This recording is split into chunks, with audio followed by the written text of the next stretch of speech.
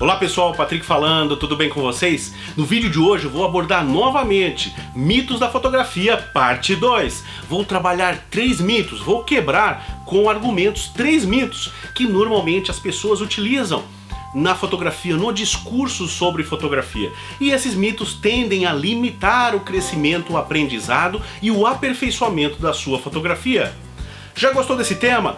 Se inscreve no canal, ativa o sininho para receber as notificações semanais. E também já clica aí no like, clica no gostei. Essa é uma contrapartida mínima que eu peço para você, para ajudar ao canal, para ajudar com que a gente faça sempre novos vídeos, vídeos importantes, vídeos pontuais, de conteúdos para você melhorar na sua fotografia. Bora pro conteúdo?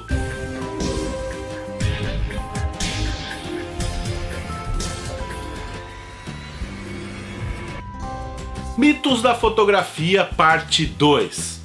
O primeiro mito que a gente vai abordar hoje é o mito dos megapixels.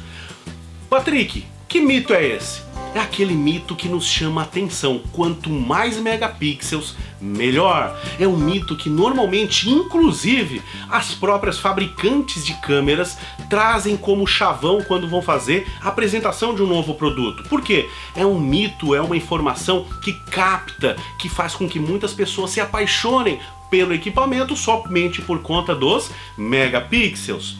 Exemplo, a câmera com 50 e tantos megapixels, 160 megapixels, celular com 108 megapixels. Patrick, ter mais megapixels é importante? A resposta é depende. Depende por quê, Patrick? Porque existe um contrassenso. Estão colocando muitos megapixels em sensores pequenos. É muito fácil colocar muito megapixel em sensor pequeno. E eu digo ainda mais. É prejudicial colocar muitos megapixels em sensores pequenos.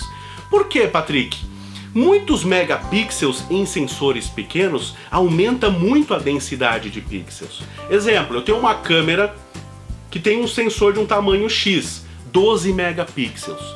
Aquela mesma câmera, com o mesmo tamanho de sensor, para 108 megapixels. É quase 10 vezes mais. Mas Patrick, isso não melhora o desempenho do sensor? Não. Até certo ponto ele vai melhorar.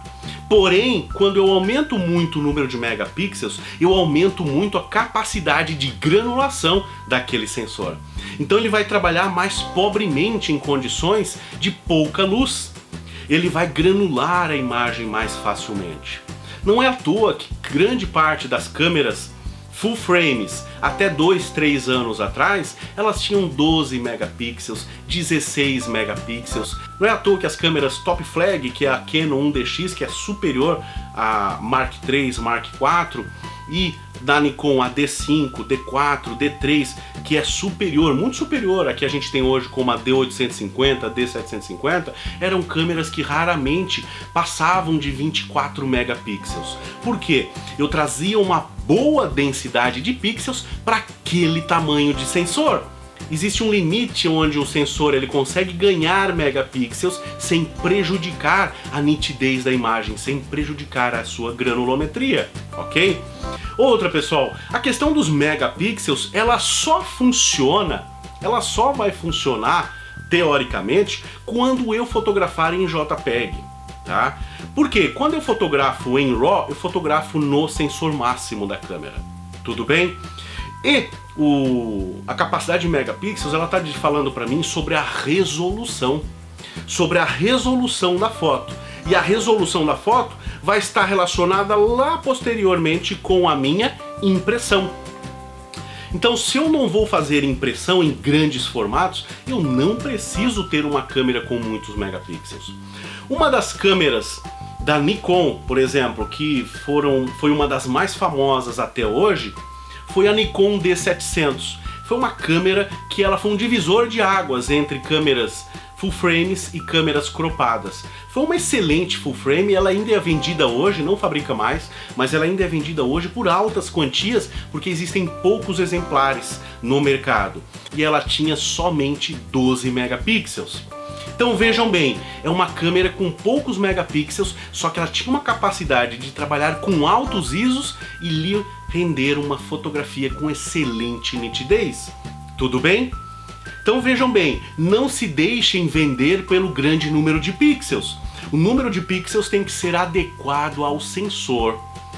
Mas Patrick, se eu quero trabalhar com maior número de pixels, se eu quero trabalhar com fotografias maiores, para impressões maiores, digamos, de outdoors, banners grandes, como que eu faço? Normalmente o pessoal da publicidade vai utilizar não uma full frame, vai utilizar uma câmera de médio formato que possui um tamanho de sensor maior do que o da full frame. Tudo bem? Isso vai possibilitar aumentar o número de megapixels. Então eu tenho câmeras de médio formato de 60 megapixels, 70 megapixels, 100 megapixels. Tudo bem? Para atender justamente essa necessidade, ok? Então, quanto mais megapixels, melhor a fotografia. Isso é um mito, carimba aí. Outro mito da fotografia é que as pessoas acreditam que quando elas iniciam na fotografia, elas não conseguem fazer boas fotos porque o equipamento delas não é um equipamento de ponta, não é um equipamento caro. Isso é um mito. Por quê? No começo da nossa fotografia, a gente precisa compreender, aprender e aplicar adequadamente as técnicas fotográficas. E não é só aprender quais são as técnicas fotográficas, é colocar elas à prova, é ir para o campo de batalha, lá para fotografar e aplicar as técnicas, e não uma, duas ou três vezes. Aplicar isso de forma insistente.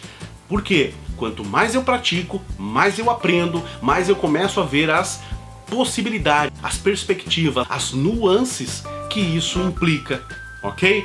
Então assim, ó, não adianta querer trocar de câmera, não adianta querer trocar de equipamento, comprar as melhores lentes. Primeiro você precisa compreender muito as técnicas fotográficas. Você precisa ter muita bagagem de fotografia para desenvolver bom gosto, para desenvolver prática. Para quando você olhar uma situação e pensar já, eu vou utilizar essa e essa técnica, vou mesclar essas técnicas para poder chegar no resultado.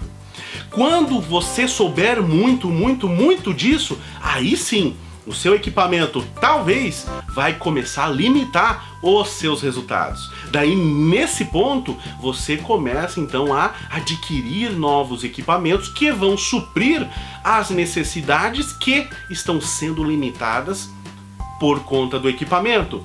Então a sua criatividade, o seu conhecimento de fotografia, ele tem que chegar ao mesmo nível do seu equipamento.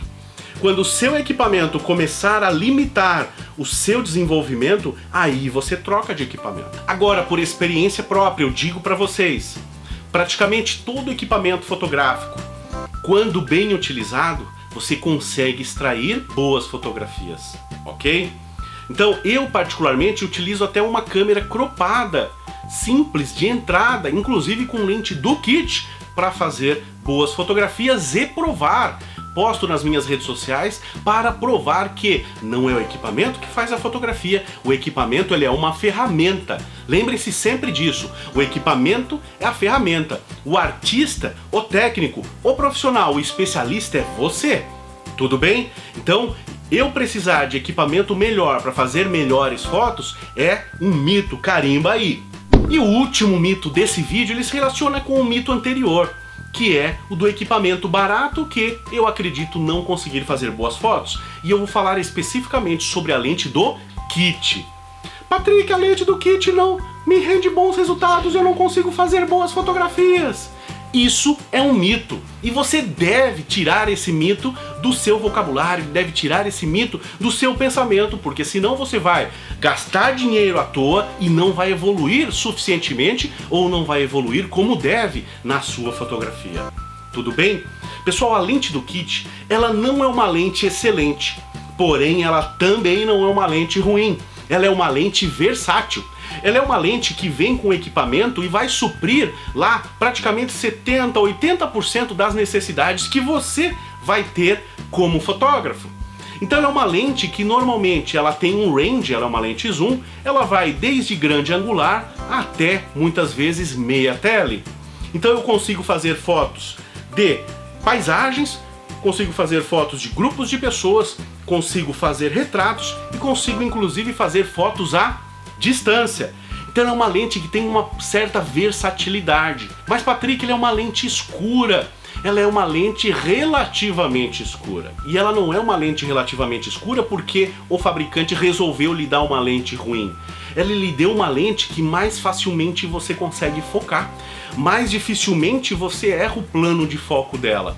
Justamente por ela ter uma abertura, ela partir mais ou menos lá de 3,5. Quando você fotografa em 1.2, 1.4, 1.8 e até 2.8, você vai ver que é muito fácil você errar o foco, porque a profundidade de campo ela é muito pequena. Então, partindo de 3,5, de 4, de 4,5, eu começo a ter uma profundidade de campo maior, fazendo com que o fotógrafo que é iniciante, que comprou uma câmera que veio com a lente do kit, então pressupõe-se muitas vezes, na maioria das vezes, que ele está começando na fotografia, eu dei a ferramenta que ele precisa para desenvolver a fotografia dele sem errar muito e sem errar de forma a desanimar. Não é à toa, pessoal, que a maior parte das câmeras full frames, a esmagadora maioria das câmeras full frames, quando a gente compra elas, elas não vêm com lente do kit.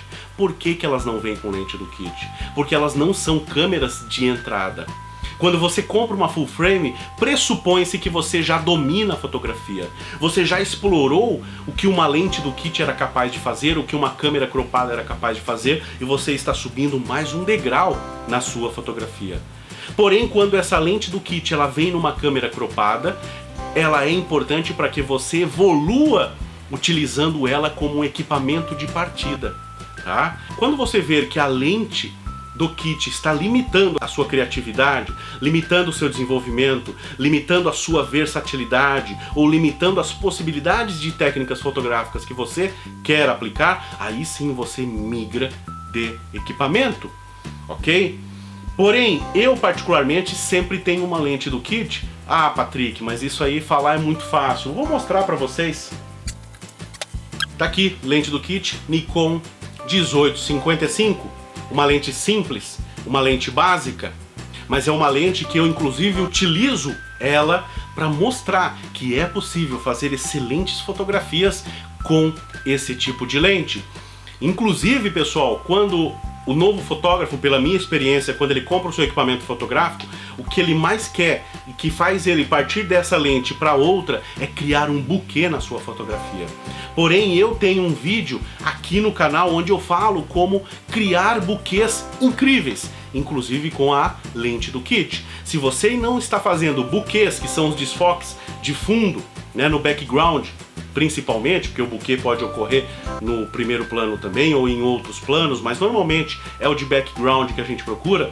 Se você não está conseguindo fazer buquês lindos, excelentes, perfeitos com a lente do kit, é porque você ainda não sabe utilizar ela como ela merece ser utilizada. Então você não precisa ir para outro equipamento, porque você ainda não superou, não chegou no limite desse equipamento aqui.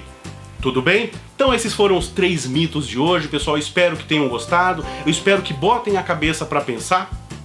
Retirem esses mitos da sua vida.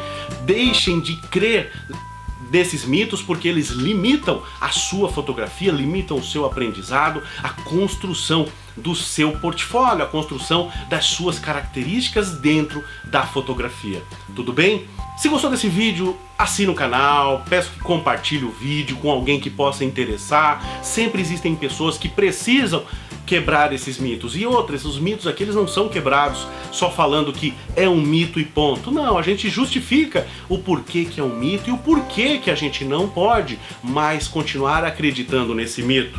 Então utilizamos argumentos concretos, argumentos técnicos e aplicáveis, porque você pode testar todos eles. Todos os argumentos que aqui foram passados são passíveis de serem testados por você.